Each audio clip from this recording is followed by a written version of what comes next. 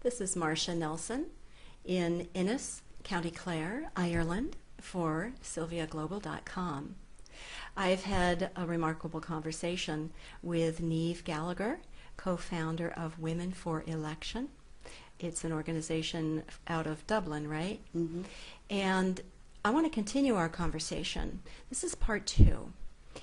This little town of Innis, where we are, is small, quaint, bustling, modern, active, all kinds of combinations. And I have the feeling that this town really represents a lot of the population of Ireland. It's one thing to be in Dublin where you're in the middle of a lot of hubbub. It's another thing to be more on the outskirts. Do you feel that this particular town represents more or less the typical Irish woman and her political level of awareness and involvement? Absolutely, Marcia. I think, to take Ennis, it's a classic example of a town, or indeed a city, in Ireland, because what's striking, and you were out on the street with me and you saw the families going around the place, lots and lots of activities and small businesses being run, many of them by women. It's a place where women are leaders in the community, they're leaders in business, and they're leaders across the town. What's typical, where that happens in Ennis and also elsewhere, is that that leadership is often quite silent. So the women are behind the scenes, they're running things, they're very active, especially I've noticed in going around the country, in voluntary organisations, in community level organisations, in building up local networks to protect things in the community, or build a new playground, get involved in the school, this kind of thing.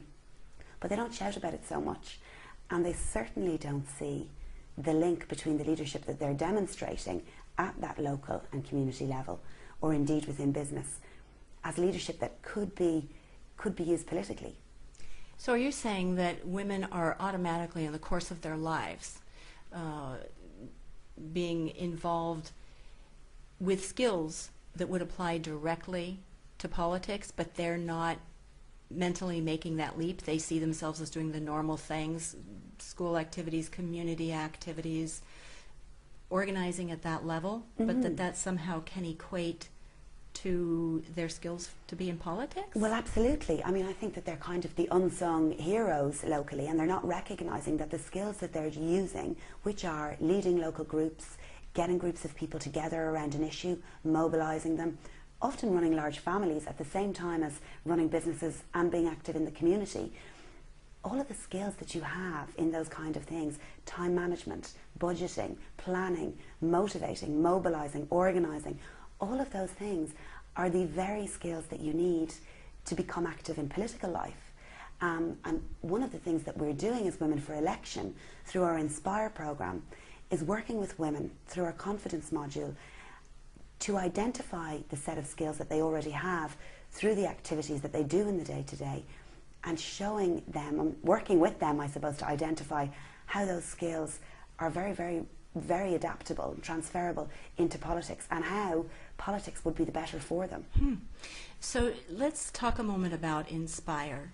What is Inspire? So Inspire is the one-day programme that Women for Election are running in Ireland this year, 8 times around the country.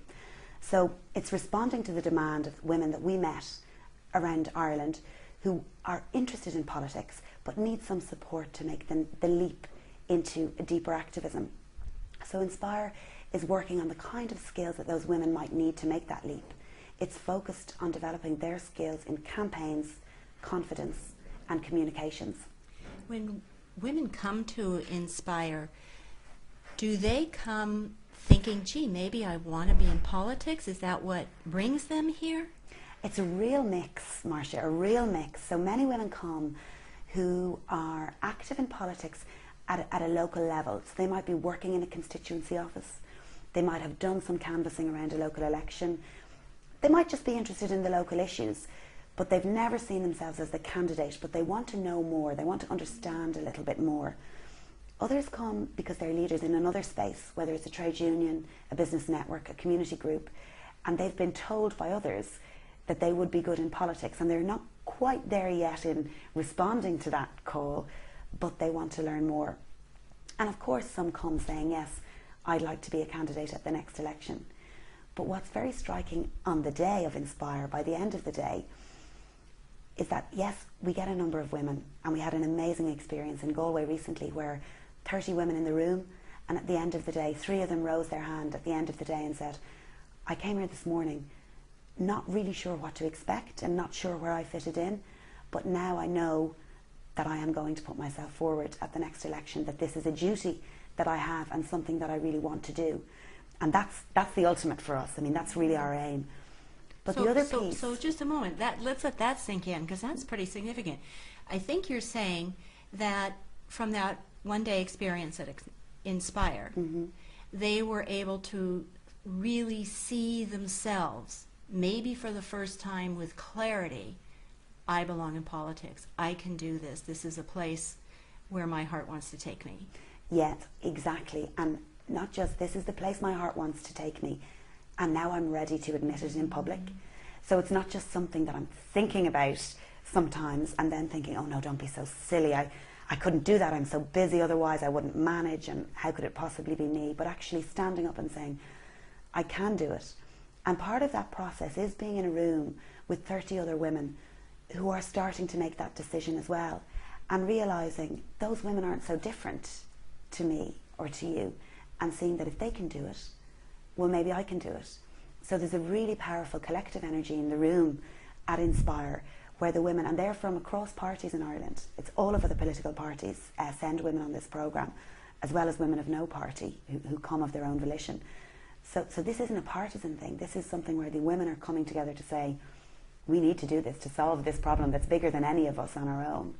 So it sounds like just in that Inspire Day, they are being role models for each other, that they really didn't have enough images that were like them before for them to really complete that step of seeing themselves actually in politics. Absolutely. So the admission is the first step, saying, yes, I would like to do this. I'm going to honestly say this is an ambition of mine. And then the second is having a peer there saying, you can do it.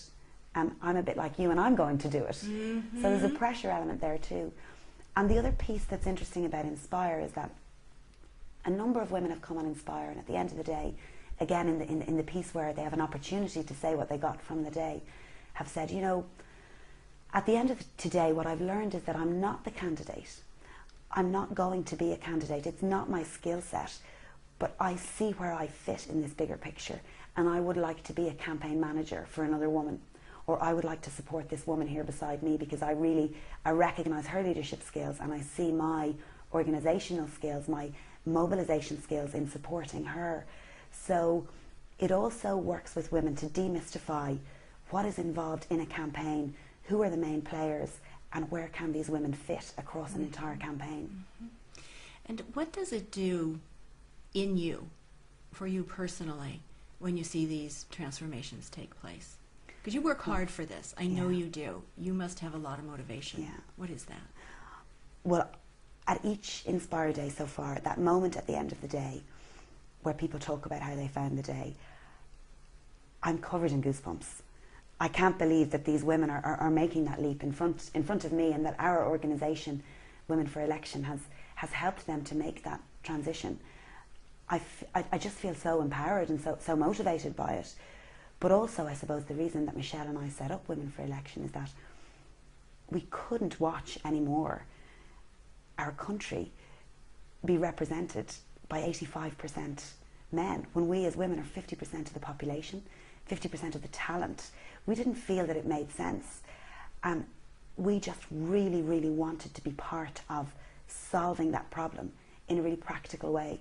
So each Inspire Day, to me, is a building block towards getting where we want to be with this, you know, reaching a critical mass, I suppose, of women elected in Ireland. Niamh, how old are you? I'm 30 years old. So, and let's say a bit about Michelle, your co-founder. My co-founder, Michelle, is 39 years old. She is a mother of one young son. He's 5 years old. That motivates her enormously because she feels she wants him to grow up in a world where politics is balanced because of her deep-set belief and our belief that balanced decision-making is better decision-making, and we'll all benefit, men, women and children. Michelle's background is in the business world, and she also ran a number of campaigns. She was somebody who was interested in politics but worked in another space. And when we got moving around Women for Election and got motivated, she took that leap to quit her job and commit herself to this organisation full time, which was an enormous leap given her family status and all of that. But I suppose the two of us doing that and taking the choice to give up our jobs and make this real shows that we're serious about it, and that we're going to be part of making this change. That is a huge leap. So tell us her entire name, her last name too. Michelle O'Donnell Keating. Okay. She deserves to have her full Absolutely. name spoken forward Yeah. for what she's done. Yeah. Let's briefly touch upon the two other parts. You mentioned Inspire, which is just one day, or did you say a whole day or part of a day? A whole day, 9 to 5. Yeah. I'm sure a very full day. And then what's the next step after women go through Inspire and they are inspired? Of course, we need action. They're ready to go. They need to do something. How do you help them with that next step? You have some master classes, right? Well, absolutely. And that is the thing. Inspire does what it says on the tin. It inspires. But that only lasts so long. We need something next. So we have a couple of things. The first is we run a series of masterclasses which will touch on some of the areas that we've begun to develop on Inspire. So for example, presentation, public speaking skills. We do half-day workshops with women that want to develop those particular skills. Let's talk just for a moment about that, the public speaking and the presentation. I imagine that that's hugely important, and that women don't normally think about their speaking and the way they look in the same way they need to when they're running for political office. I mean, we can be really critical of ourselves, we can try to look a certain way, but I have a feeling there's a way that women tend to talk or might show up looking that would be different from what's going to increase their success in political office. There's a little bit of that, and I think there's also a link back to the confidence piece. Many of the women won't have had an enormous amount of experience of speaking in public, of standing up there to do the equivalent of a stump speech. In Ireland, a lot of our campaigning happens on the doorstep. So you have to be able to go from house to house, put out your hand and say, "Hi, I'm Martia Nelson. This is my pitch and this is why you should vote for me." And for many of these women, they won't have done that for themselves. They may have done it for another candidate, but it's something else to say, "I'm selling myself and here's my pitch." So the public speaking piece is about pitching yourself and telling your story in a way that connects with the voters and building your confidence in telling that story. So it's very, very practical. The presentation piece, I suppose, isn't perhaps as prescriptive as you might think, but it's about working with the women so that they're comfortable in how they are and who they are, and so that they're aware. Because like you said, people are going to judge us by how we look. So it's important to know that and to make decisions about how we look based on that. But that's not to say that if you're a woman who wears a flamboyant style of dress and that's very uniquely you and that's how you're known, that all of a sudden you start to wear a black suit and a white shirt. That's not what we're about at all. But it's about working with women around their own personality to develop their confidence further. So they have to really be able to present themselves, which flies in the face of all the messaging we've gotten to be modest. And if we do the right thing, people will figure out that what we do is valuable. When you go into politics, you really have to be able to just tell it. Absolutely. So that people have no question about it. Yeah. And decide. I'm guessing that you also decide. These candidates have to learn how to decide what is important to present, and not tell everything about themselves, but just to pare it down to something that's going to support their community, connecting with them personally, but being able to see them as very effective leaders at a greater level. Exactly. And part of the work there, I suppose, is around political messaging, which is something we work quite intensely with them around communications, the communications module. And it is that paring down. So it's very easy to develop a message that is 5 pages long because there's nothing left out.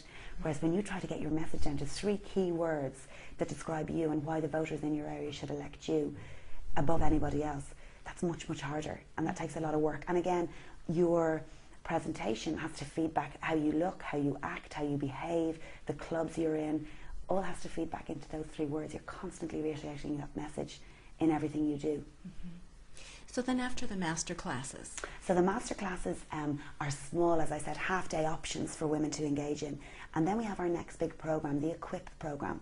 Equip? Equip, yeah. So after you're inspired, you become equipped. I like that. The Equip program is a 3-day residential program. Its development is supported with funding from the US State Department, who have invested in Women for Election to make this vision for Equip real.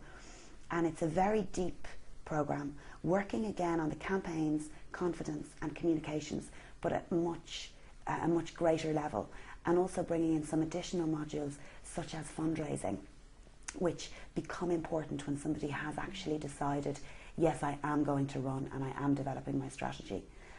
Also on the Equip program, we have a strand for candidates and a strand for campaign managers. So they will do some sessions with their campaign manager, which is, proving quite useful, because the role of the candidate and the role of the campaign manager are quite different, but they have to be as one in terms of how they're delivering the campaign. So that's kind of supporting them in developing that partnership. Do women think in terms of having that kind of a team behind them when they first raise their hand and say, I'm going to run, I'm saying it out loud, I'm going to run? Do they tend to expect to have that kind of support, or do they have to learn how to expect that kind of support and how to manage it? Yeah, well, they have to learn how to ask for it. And I think that is a little bit difficult.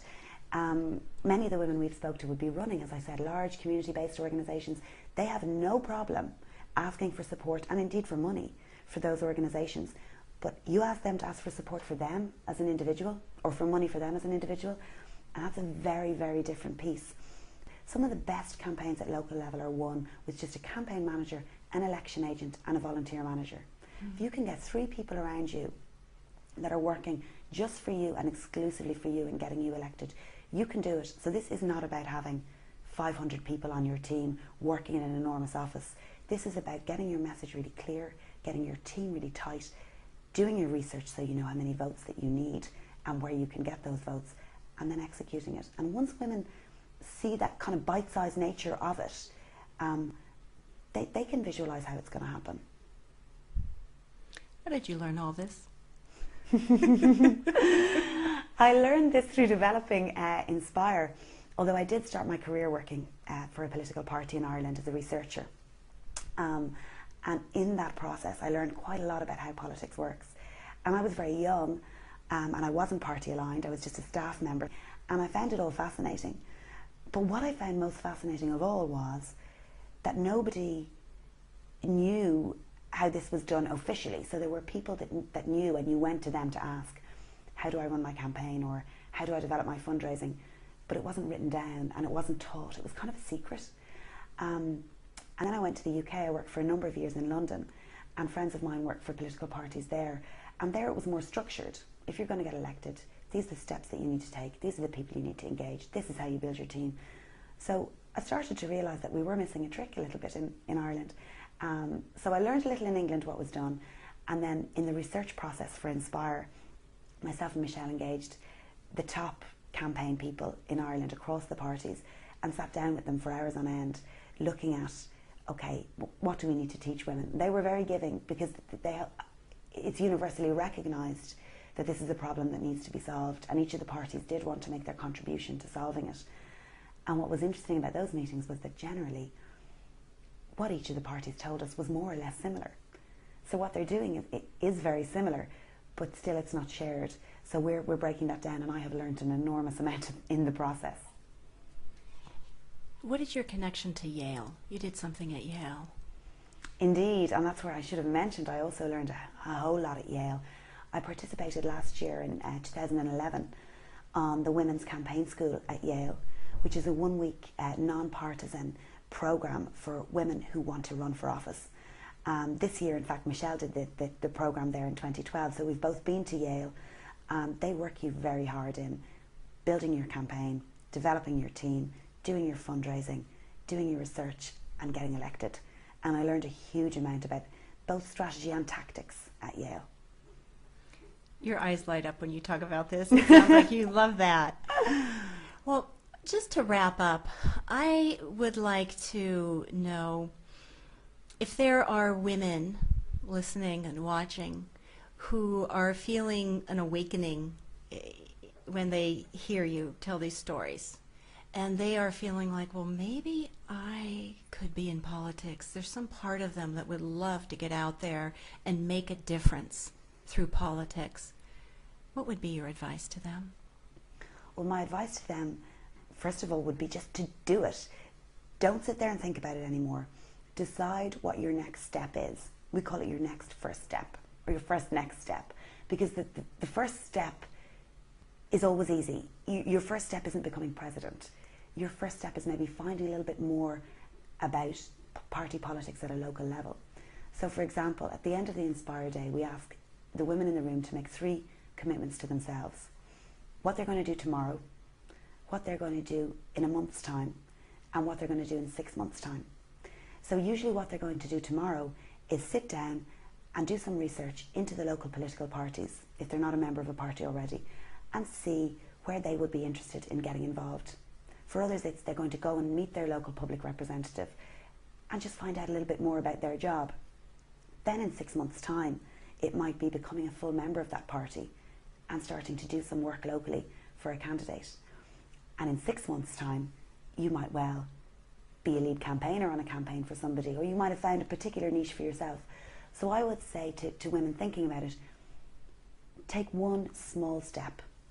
Find out about what you could do locally and get out there and do it, because you will be surprised how welcoming people out there will be. When somebody says, I want to get involved, how can I help?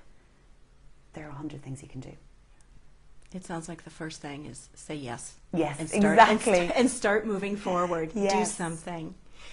Well, Niamh Gallagher, Women for Election at womenforelection.com. .ie. Oh, .ie, thank you. Thank you. say it again. Say the whole thing correctly. www.womenforelection.ie. And you also have a Facebook page. Facebook and Twitter. Excellent. So 3 ways to connect. Mm-hmm. I want to tell you, even though the name of your first one-day program for women is Inspire, you inspire. Thank you for talking with me. Thank you, Martia. This is Martia Nelson in Ennis, County Clare, Ireland, for SylviaGlobal.com.